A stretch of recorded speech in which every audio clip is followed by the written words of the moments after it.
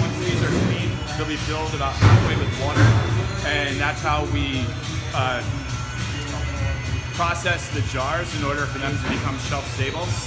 So basically the heat will expand the contents and it'll force out the oxygen underneath the lid.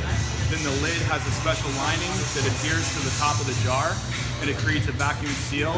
As when we put the hot jars on these racks, we force cool them with fans, and then also we shock them with cold water, and the jar will start to constrict. But because the lining on the inside of the lid is stuck to the top of the jar, it doesn't pull in any more oxygen.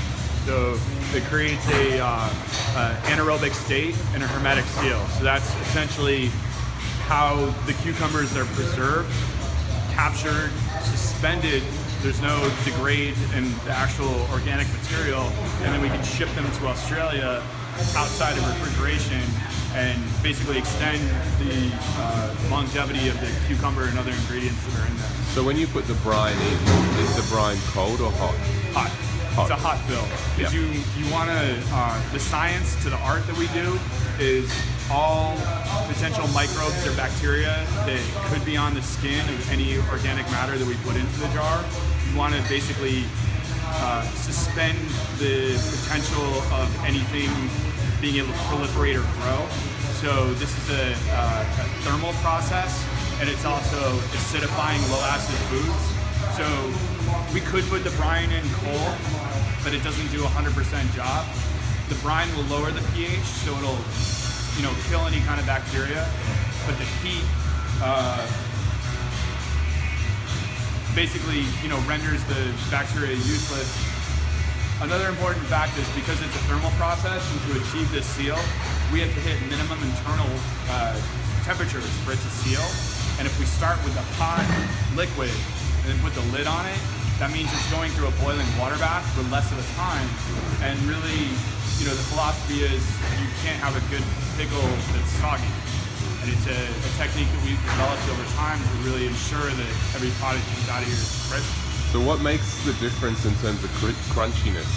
What's the key part of the process? There's a couple ways you can achieve that. So one way would be if we were to add some kind of chemical compound salt derivative like calcium chloride, sodium benzoate, unnatural crisping agents are preservatives, which is what the large commodity manufacturers put in there. Mm-hmm. We're pretty gangster about this, so hold on.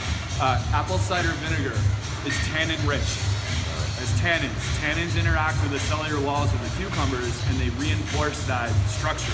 So basically, that alone is a natural crisping agent. Okay. Our very precise fire times that we do in the boiling water bath to be able to achieve the seal, and force cooling the jars immediately, just like blanching and shocking raw produce. Those steps in combination of really super fresh ingredients and processing everything the same day. I mentioned that we take in a couple tons at the beginning of the day. All that's pickled by the end of the day.